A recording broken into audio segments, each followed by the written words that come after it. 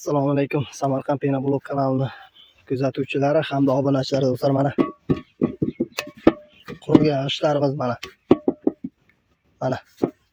tayyori bor do'stlar.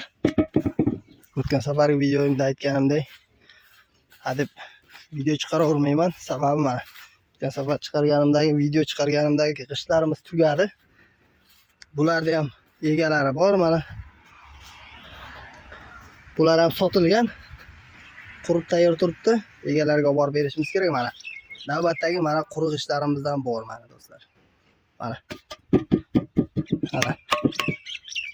Mana.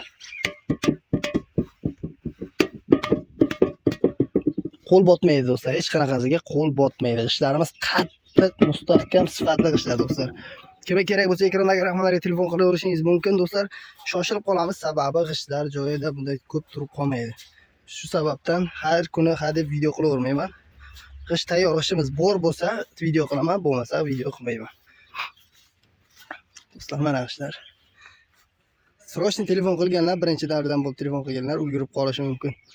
Shoshilamiz do'stlar, gazini bosamiz. Mana g'ishtlar.